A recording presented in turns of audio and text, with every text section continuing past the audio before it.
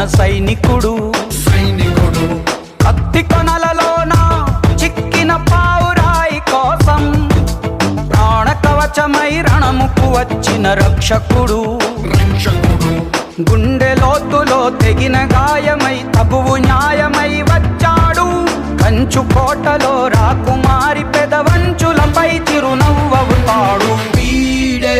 వీడే నీ తక్షణ రక్షణ లక్ష్యకుడే వీడే వీడే నీ లక్షల సైన్య